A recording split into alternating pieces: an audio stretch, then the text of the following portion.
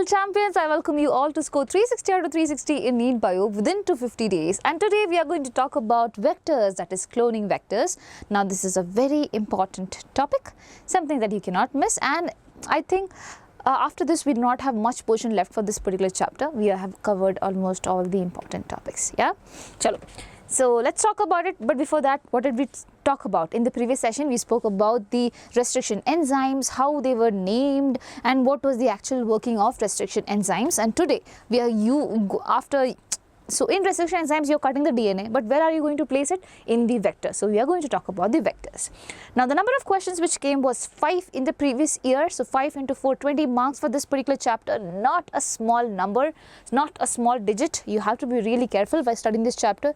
It's a scoring chapter, so don't please miss the informations that I am telling you over here in the classes. Yeah.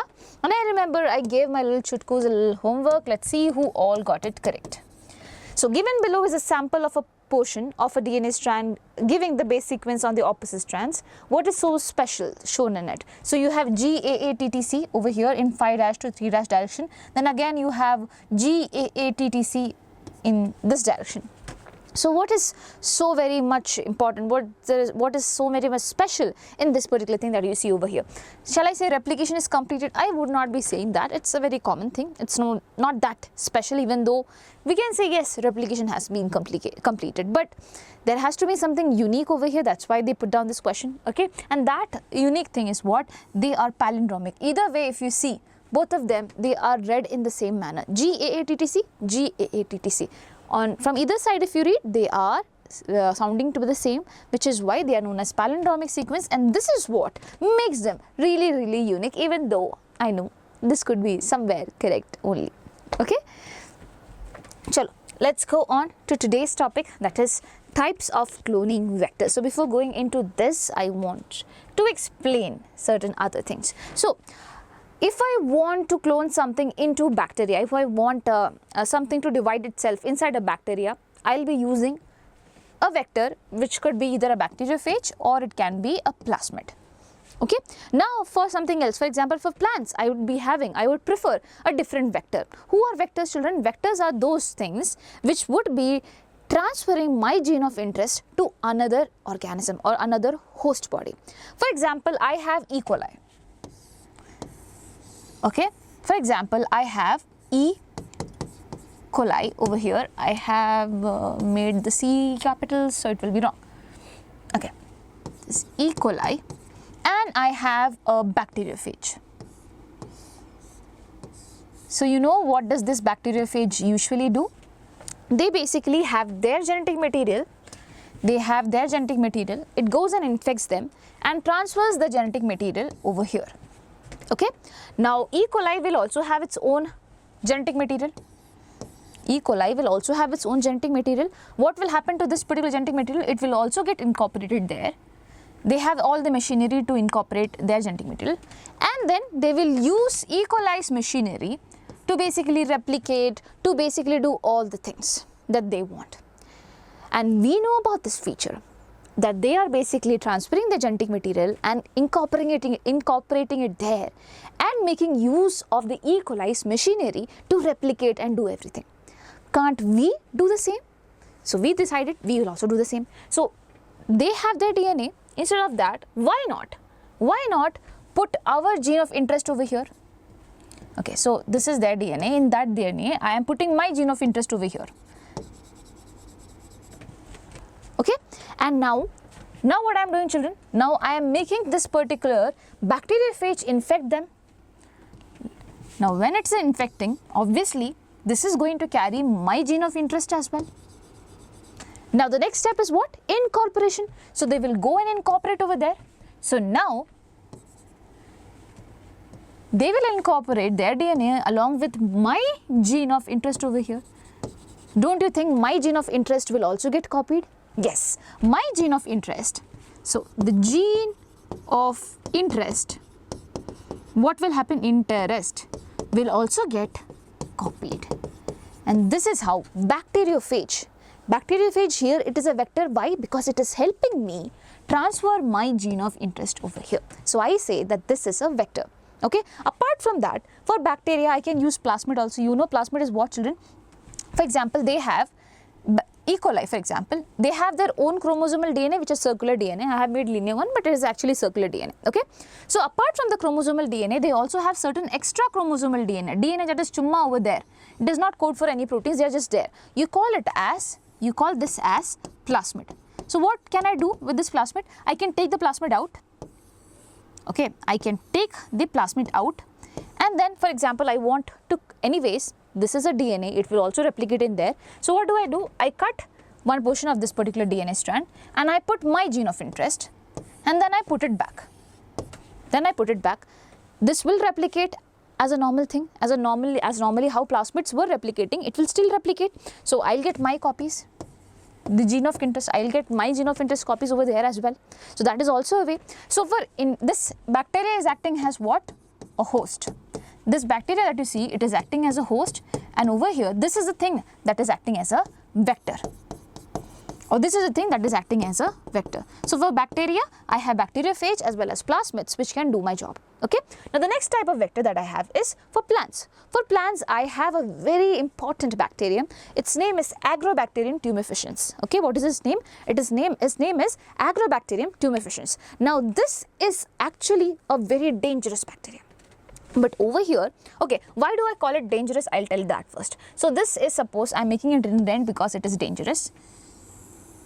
Okay, it has a plasmid which I call it as Ti plasmid. This is what? Agrobacterium tumefaciens. Okay, and this bacteria is, this plasmid that is there, it is known as Ti plasmid. Ti stands for tumor inducing plasmid. Okay, Ti plasmid has a particular DNA which is known as transfer DNA, which is causing all the problem. So usually it has that. Now you know, this is a bacteria. It can go infect any other cell. For example, it is infecting a plant cell. It is going and infecting a plant cell. How does it infect? Basically, it transfers its plasmid over there, and now the plant cells, okay, plant cell has its own DNA, I'm making over here. Okay, so I have transferred the plasmid, and this plasmid basically has the tDNA. It has the tDNA. Now what happens? Basically, this is the one that causes all the ruckus, it's the tDNA, and if the bacteria wants, it can actually replicate itself with the help of plasmid itself. But actually, usually what it does is that it passes on the particular DNA over there and let the host cell do everything. So the host cell, which is plant cell, it will be replicating this particular DNA, and they will keep on doing their work every now and then. Okay, they will replicate and make their more copies. This is how it works. So basically what happens is that this will result in, okay, when it affects like this, basically it is giving rise to more and more cells. It is giving rise to more and more cells. Okay, and when the number of cells increases, you call this as what? A tumor. So this Agrobacterium tumefaciens, it is actually responsible for a disease which is known as crown gall disease. It's known as crown gall disease. It's a form of cancer top. Okay, where the cells basically will now keep on dividing. That's the thing that they do. Okay, so cell division, it keeps on happening, and basically what will happen? Basically it will take all the nutrients from the other cells and just increase the number. That's the thing that they usually do. But as of now, we do not want that. We are using this feature, but for our betterment. So instead of causing tumor and all, I'll do one very important thing, and that very important thing is, in the transfer DNA, instead of transfer DNA, I'll cut that particular portion of DNA which is causing all the problem, and I will put my gene of interest. I over here, okay, which is, I am marking in white color. This is my gene of interest which I have put. Now again, as usual, As usual, it will go in effect, but this time I do not have this. Instead, what do I have, children? Okay. Instead of the transfer DNA, I have my gene of interest over here. So that comes over here. Now this will again pass this down, okay, and get incorporated over there, and they will replicate. So in this way, what is happening? Basically, my gene of interest is replicating. Again, don't you think that this is acting as what, children? It is acting as a vector. It is acting as a vector, as it is helping me transfer the gene of interest that I have. And this is going to affect the plant. And what type of disease does this cause, children? It causes crown gall disease. This is a very important thing that you have to remember. This is Agrobacterium tumefaciens. It has TI plasmid, that is tumor inducing plasmid. Okay, and this is the, usually it has transfer DNA. Okay, usually it has a DNA, type of DNA within it, which is known as transfer DNA. I am cutting down the transfer DNA. Instead, I am putting my gene of interest over there. Okay, and it does the same work. It gets incorporated over there. Actually, it can divide it here itself. It can just increase the number of plasmids, but it is not doing that. It's incorporating the DNA over there, and then it is doing its work. Cool? Works? This is for plants. First thing we studied for bacteria, this is for plants. Now the next thing, for animals. For animals, we are not going in detail because it's not given in detail. Usually, we have retroviruses. HIV is a retrovirus, but this is used for betterment, so we are not taking HIV as an example. So in the case of animals, what do you take, children? You take retroviruses. Okay, you take retroviruses. This is given in some other chapter. We will study it then. Okay, as of now, we don't need to. So let's read the NCERT now. Now you might get things much more clearer. So you may be surprised to know that we have learned the lesson of transferring genes into plants and animals from bacteria and viruses, which have known this for ages, how to deliver genes to transform eukaryotic cell and force them to do what the bacteria or viruses want. So bacteria and viruses, they always knew this thing, that they can transfer their DNA and make the other cells whatever they wanted to do, right? For example, Agrobacterium tumefaciens, a pathogen of several dicot plants, okay? What plants, children? Dicot plants, is able to deliver a piece of DNA known as tDNA to transform normal plant cells into tumor and direct these tumor cells to produce the chemicals required by the pathogen. So these okay, one thing that they do is they make the normal cells as to be a tumorous cell, okay, that is cancerous cell, and then later on makes it release a certain chemicals also which the pathogen actually wants, okay. Similarly, retroviruses in animals have the ability to transform normal cells into cancerous cells. A better understanding of the art of delivering genes by pathogens in their eukaryotic host has generated knowledge to transform these tools of pathogens into useful vectors. So since we know about this, since we have much knowledge about this, we can now use them as a good tool, as a good useful vector for delivering our genes of interest. Now the tumor-inducing TI plasmid of Agrobacterium tumefaciens has now been modified into a cloning vector, okay, which is no more pathogenic to the plants but is still able to use the mechanisms to deliver genes of our interest into a variety of plants. Now we are using Agrobacterium tumefaciens for our betterment, okay. Similarly, retroviruses has also been disarmed, okay. Now whenever basically I am cutting down the portions of the bacteriophage or the Agrobacterium tumefaciens which is causing the trouble, okay, when I am removing that area,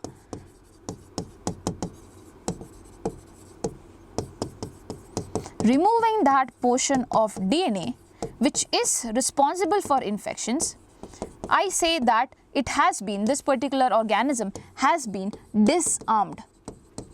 Obviously, it does not have arms and around. So, what do you mean by disarmed? Basically, when it does not have the power to cause the disease. It's okay. So, for example, when I say a soldier is coming without any guns or anything like that, I say that soldier is disarmed. Basically, there is nothing to protect itself. So, that is what I mean by this also. Similarly, retroviruses have also been disarmed and are now used to deliver desirable genes into animal cells. So, once a gene or a DNA fragment has been ligated into a suitable vector, it is transferred into bacterial, plant or animal host where it multiplies. So, in the host only it will multiply. So, this is about a basic thing about the cloning vector which is given in your book. Now, apart from that, you should be knowing what are the features of the cloning vector. When I say that this bacteriophage is a vector, or basically when I say that this Agrobacterium tumefaciens is a vector or a plasmid is a vector, what is a feature that I am looking forward to? First thing, that particular vector should be having an origin of replication. What do you mean by origin of replication? It should be having a site. So, for example, in the case of plasmid, there will be an origin of replication, okay, a site from where the replication of the DNA will be starting. From where the replication of the DNA will be starting, and I call it ORI site, or basically origin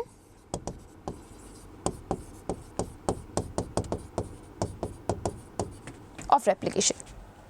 Works from here only, the DNA replication will be starting. Now suppose I put something over here, that is my important thing, okay, something that I wanted, my desirable gene, I put it over here, okay, and there is no ORI. There is no ORI over here. There is no ORI site over here. What will happen, children? What do you think? Everything has went off. Okay. So basically, I put my gene of interest over here, but there is no ORI site. Then what will happen? Do you think it will replicate? I put it there because I wanted it to replicate. In my case, it will take so much time to replicate. Okay. So that's why I put it in a bacteria, things like that. Now, if it is not replicating, it's of no use. So that is why we need what? A site which is known as origin of replication, or what do you call it? ORI. Now, there are different type of ORI. So, ORI is something that is obviously responsible for replication. It is also responsible for copy numbers. Some ORI, it allows so much time that replication can happen. Some ORIs does not allow that many times of replication. So basically, if for example it is allowing just one time replication, so I say there is only one copy number. Copy number is just 1. But if this ORI site is allowing multiple replications, then obviously, for example 12. So I say the copy number is basically 12. It is creating 12 copies of something. So I will prefer ORI which has high copy number as well. So ORI is responsible for the start of replication. ORI is also responsible for the copy number, and I will choose a vector which has good ORI, having multiple copy numbers, is responsible for multiple copy numbers and responsible for starting off replication really nicely. So origin of replication, this is a sequence from where replication starts, and any piece of DNA when linked to this sequence can be made to replicate within the host cell. This sequence is also responsible for controlling the copy number of the linked DNA. So if one wants to recover many copies of the target DNA, it should be cloned in a vector whose origin supports high copy number. So this should be supporting high copy number. That is one feature that I want. Next feature, selectable marker. What do you mean by selectable marker? For example, over here, I said that this is a plasmid and I have put my gene of interest over here. It has the origin of replication and everything. ORI is there. Okay. Now I have put it into two hosts. This is E. coli 1, E. coli 1, and this is E. coli number 2. Okay, I have put it, or basically I am thinking of doing the process by which this can get inside this. Now how will I come to know actually whether these E. coli are transformed or not? What do you mean by transformed? What do you mean by transformed? As in, did they get this particular plasmid or not? Do they have this particular plasmid or not which I just gave? So they have their own plasmid, agreed, but do they have this also which I gave? So to understand that, I should be having certain selectable markers. I should be having certain selectable markers. For example, this plasmid should be having some antibiotic resistant gene as well. Some antibiotic resistant gene as well.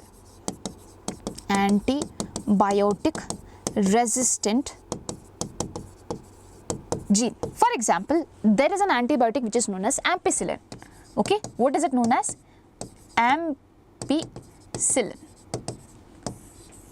Now, I am saying if this particular plasmid has antibiotic resistant gene for ampicillin, then even if I put ampicillin, this particular thing would be surviving. This particular, whoever has this will be surviving. Okay, but suppose, okay, so the thing is, I am saying that this guy got it. Okay, this guy got the plasmid which has the desirable gene, and obviously if it has a desirable gene, it will also have this thing because I put this particular plasmid. Okay, but over here this guy didn't have, but obviously I cannot see it. Okay, this is not something that is viewable.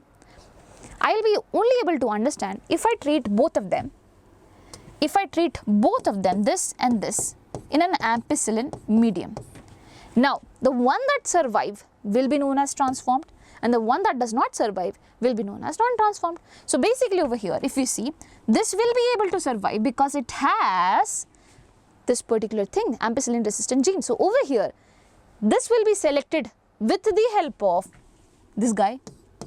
So can I say that this is acting as a selectable marker? This particular small gene that you see over here, it is acting as a selectable marker. It is helping me select the cell which has been transformed. On the other hand, this won't be able to survive. That means it has not been transformed. It is able to survive because it has the selectable marker, my dear children. Now it can be antibiotic resistant gene or something that could give out colors and stuff like that. That is totally different, okay? But in your book, it is given about antibiotic resistant gene. That's why I taught you that. Fine. So let's read it once, you will get to understand it better. So in addition to ORI, the vector requires a selectable marker which helps in identifying and eliminating non-transformants and selectively permitting the growth of transformants. So the one that is getting transformed are known as transformants, and they will be known as non-transformants.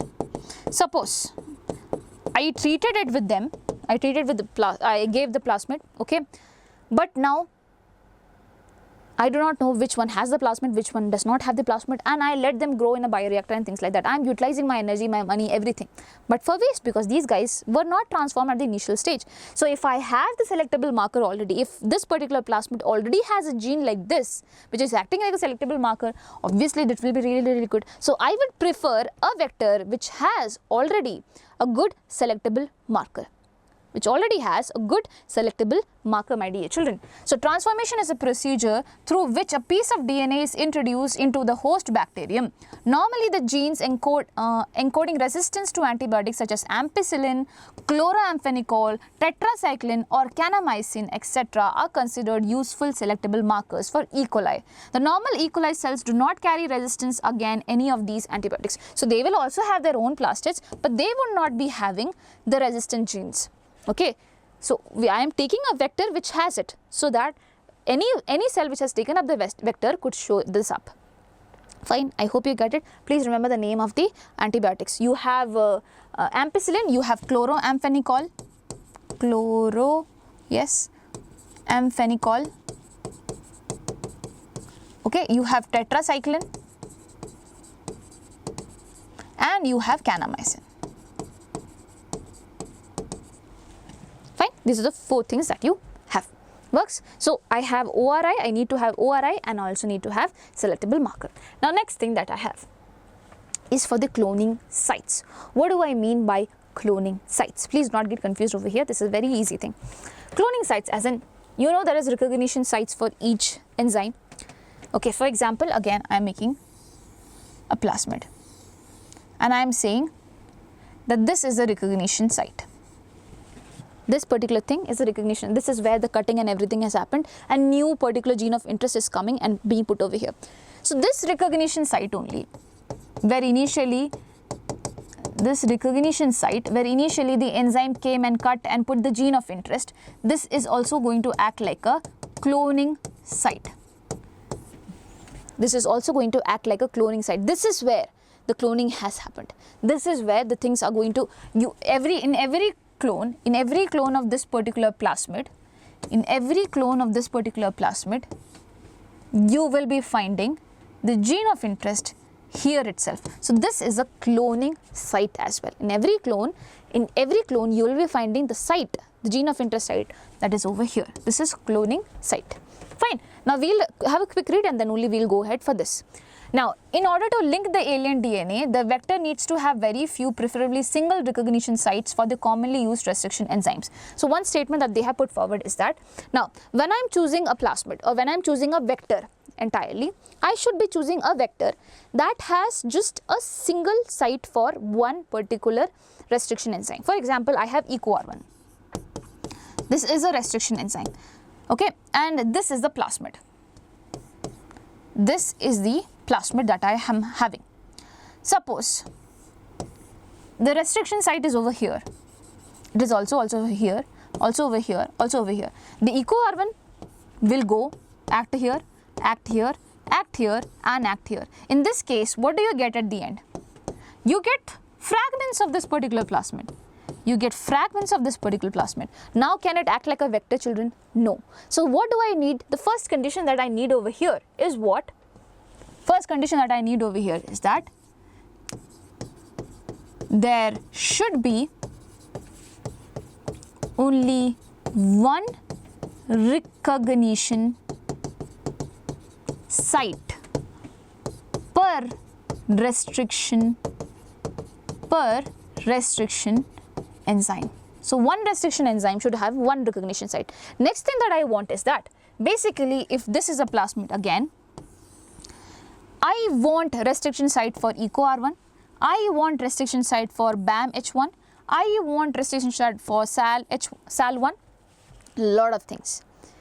I should be having multiple recognition site for multiple, I'll say I should be having recognition sites for multiple restriction enzymes. So for example, I do not have EcoR1, that means I cannot perform this whole reaction, right, whole situation, whole process, right.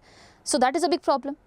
But instead if I have BAM-H1 and I still have the recognition site for BAM-H1, everything is good, I can still perform what I wanted to do.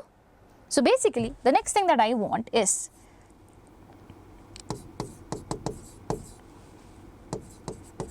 different restriction enzymes should have one recognition site. Different restriction enzymes should have one recognition site. That is very, very, very, very important. Got it? Now, going ahead, just give me a second, children.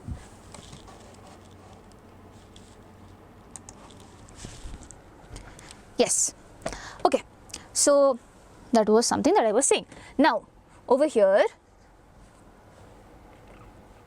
the important thing, there is an example given of a plasmid, okay, and example is given regarding the selectable markers also. So we need to study about this. So the ligation of alien DNA is carried out at a restriction site present in one of the two antibiotic resistant genes. For example, okay. Now you have seen this. This is in your NCERT. See this, okay.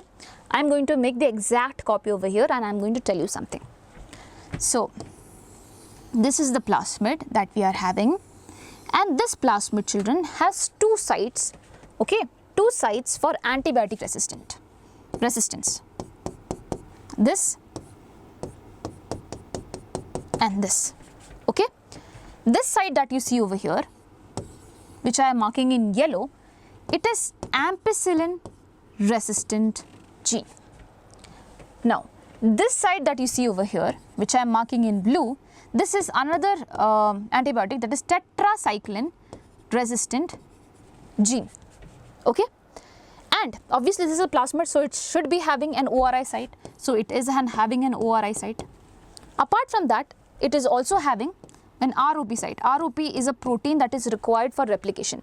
ROP is a protein that is required for replication, please remember that, okay. So it has an ampicillin resistant site, it has a tetracycline resistant site, so I am writing it over here. Ampi, oh, I should not be writing over here, just a second, can I erase this? Yes. So over here I have ampicillin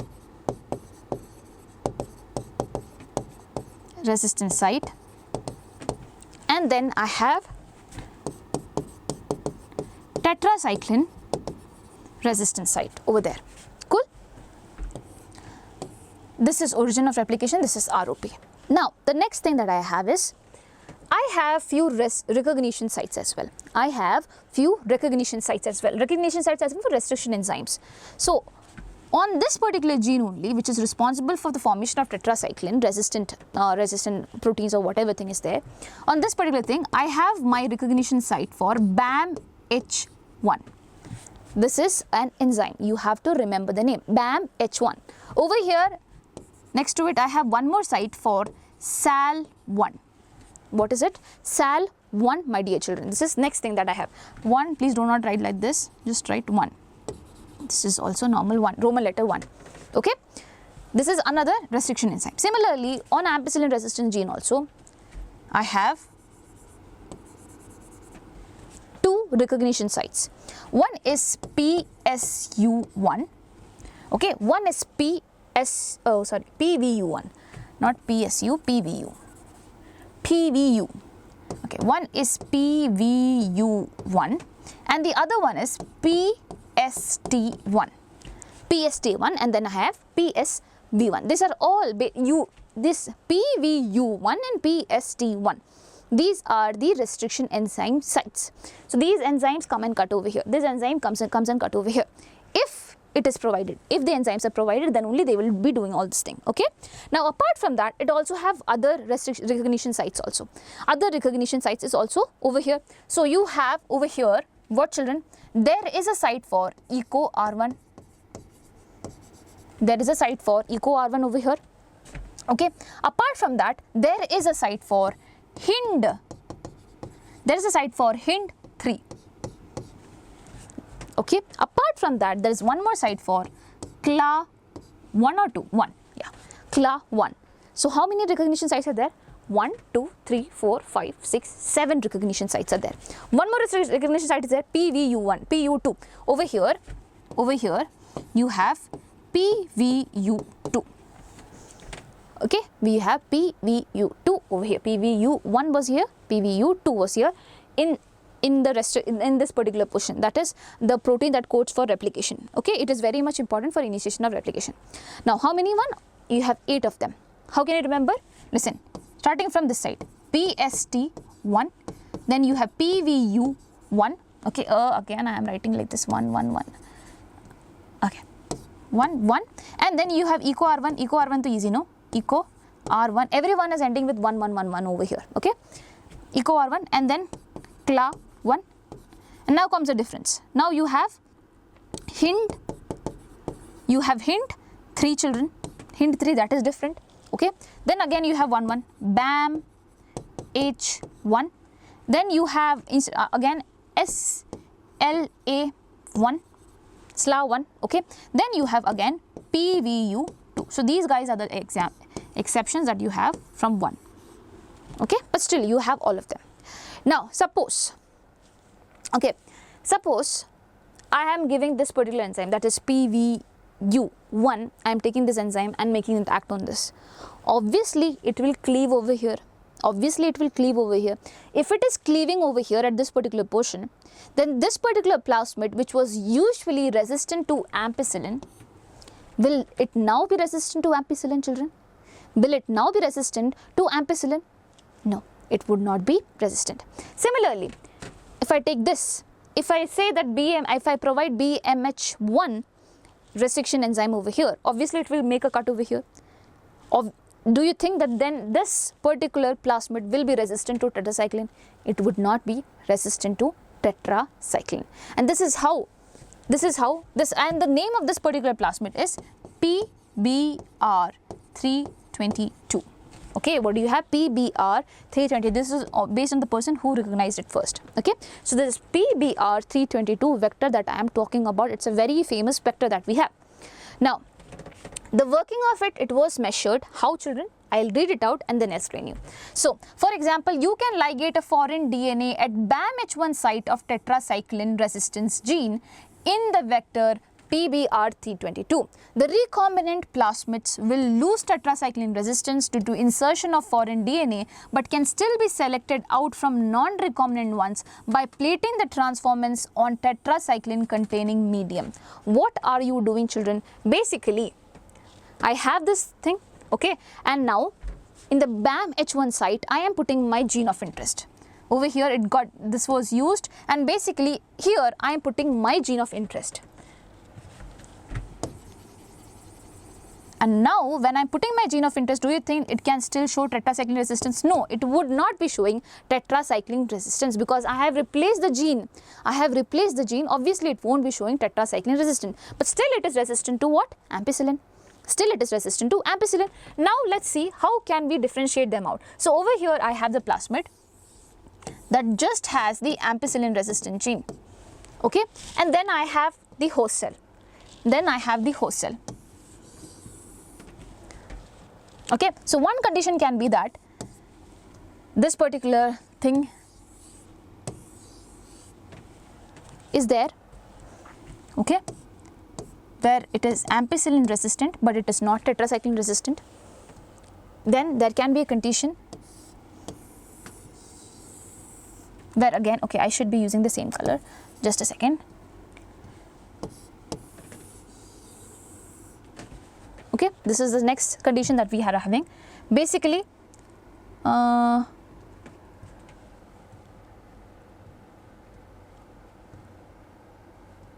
just a second, children, board has some issue, just give me a second. Yes. Okay, oops, okay, fine, listen. So over here, what do we have? This is the plasmid, okay, that we are having. Suppose there is one more plasmid that we are having. Cool. Now, I am saying that it has ampicillin resistant gene for sure, and over here I have put my gene of interest. I have put my gene of interest, which is why it is not tetracycline resistant. Now, I call this plasmid which has the gene of interest as recombinant plasmid, and there is one more situation where this is non-recombinant. This is what, children? It is non-recombinant. Why?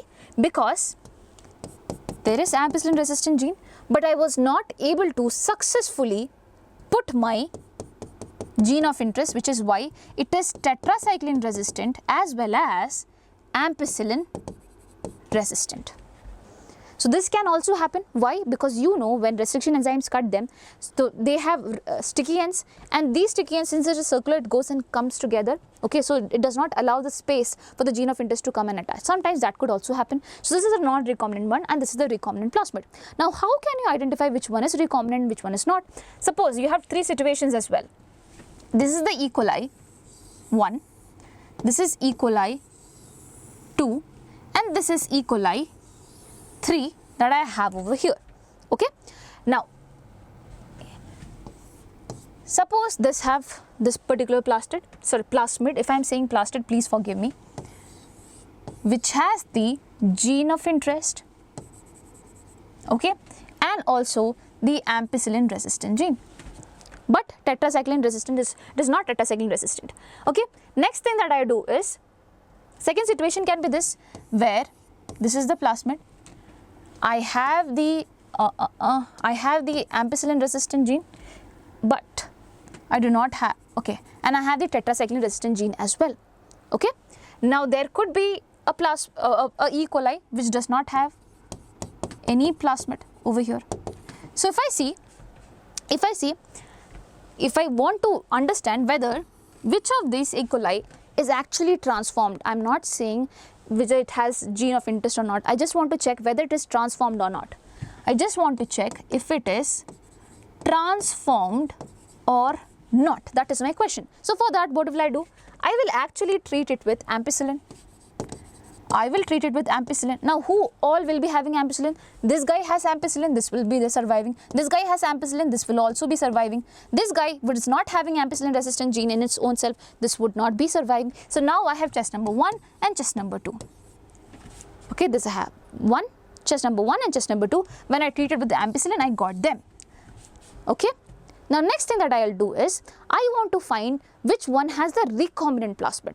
So, first thing that I found was this guy, this 1 and 2 were transformed. So, first thing that I found was 1 and 2 were transformed, and I could find it when I treated it with ampicillin. Now, I take 1 and 2, I just remove this particular thing. I will just remove this, anyway it is not transformed, and I will check which among them are or is having recombinant DNA. So for that, what will I do, children? Now, instead of treating it with ampicillin, I will be treating it with tetracycline. tetracycline. In this case, when I treat with tetracycline, this guy would not be able to survive because here I have the gene of interest, whereas this would be able to survive, my dear children, because it does not have the gene of interest. You get it? So this is basically the one that is transformed. This is the one that is transformed, and this is not the one that is this is the one that has the recombinant plasmid, and this is the one that does not have the recombinant plasmid. So basically this is both of them are transformed. If you see, both of them are transformed, but only one has the recombinant DNA, and that one is this. Cool. And this is what is exactly written over here as well. So over here, what did you do? The recombinant plasmids will lose tetracycline resistance due to insertion of foreign DNA, but can still be selected out from non-recombinant ones by plating the transformants on tetracycline containing medium. The transformants growing on ampicillin containing medium are then transferred on a medium containing tetracycline. First you grew them on ampicillin, few of them survived, one didn't, because one that did not have any plasmid of that we chose, it didn't survive, the other two survived. The recombinants will grow in ampicillin containing medium, but not on the one that contains tetracycline. But non-recombinants will grow on the medium containing both the antibiotics, right? Non-recombinants. Just a second. This and this, both of them, if I consider them that they have not undergone recombinant, they will be still surviving over here, because they have what, children? They have ampicillin resistance. If any non-recombinants are there, in general also, if I have non-recombinants, okay, that does not have undergone recombination, they will be surviving in ampicillin and tetracycline both. Definitely they will be surviving in ampicillin and tetracycline both. Why? Because they have the genes for the resistance of those. Whereas the recombinant one won't be surviving in tetracycline. The recombinant one would not be surviving in tetracycline. That is what is written over here. Now, in this case, one antibiotic resistant gene helps in selecting the transformants, whereas the other antibiotic resistant genes gets inactivated due to insertion of alien DNA and helps in selection of the recombinants. So one will be basically providing the antibiotic resistance. So the ampicillin which was there, it is providing the antibiotic resistance, whereas this one, it which is getting replaced, help me recognize the recombinants. It is helping me recognize the recombinants, because the recombinants would not be able to survive in tetracycline. Even though they can survive in ampicillin, they cannot survive in tetracycline. So one is helping me over here. So which is why I taught all of this thing. So this is an extra thing that is there, okay, but the major thing, the features of a proper vector is that it should have a ORI site, it should have a selectable marker, it should be having cloning sites as well. That's all, okay. And cloning sites, by that I mean multiple cloning sites is equal to recognition sites. So I need one recognition site for one enzyme, and I need so many recognition sites for different enzymes together, okay, which I just taught. I hope you understood this particular thing that I was trying to explain you. Now I have certain questions, I want you to solve it. The TI plasmid is often used for making transgenic plants, okay, that is means genetically modified plants. The plasmid is found in what? You have given this option, tell me the answer in the comment section. I will be solving it towards the end. Second question, pause the video and try it out, okay. Which one of the following bacteria has found extensive use in genetic engineering work in the case of plants? Again, they have mentioned plants. This is 2003 question. Try it out. Next question. The most thoroughly studied of the known bacteria-plant interaction is the what? Cyanobacterial symbiosis with some aquatic ferns, gall formation on certain angiosperms by Agrobacterium, nodulation of Sesbania stems by nitrogen-fixing bacteria, and plant growth stimulation by phosphate-solubilizing bacteria. Children, you are asked about bacteria-plant interaction and the most thoroughly studied one. I hope you know that. We have studied this now. Fourth question.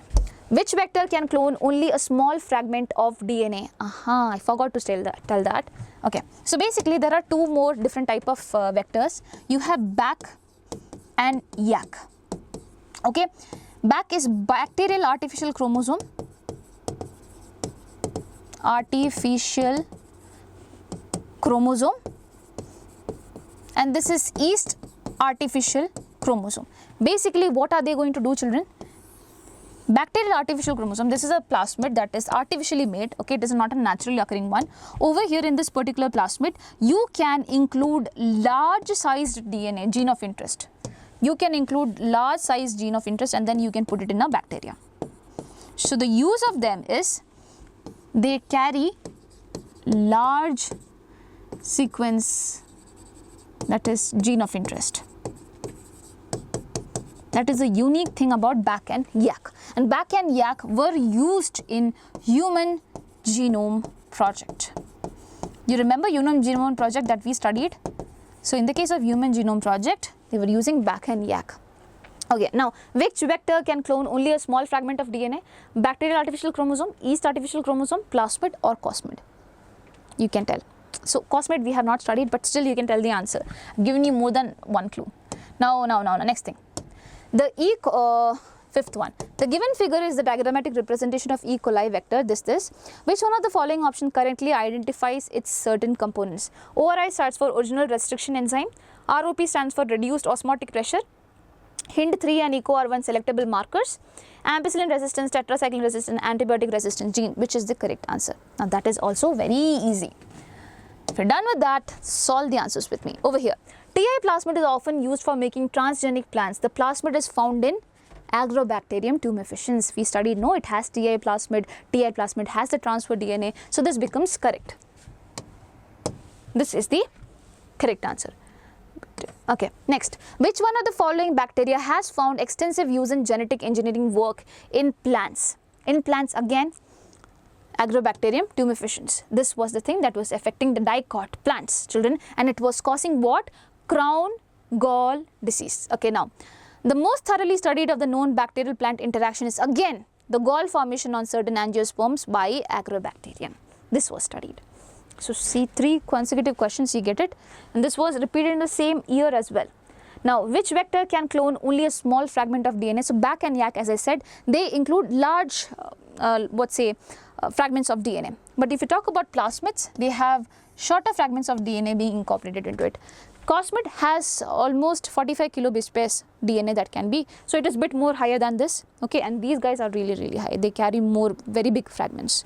Now over here, the given figure is a diagrammatic representation of E. coli, that is PBR 332.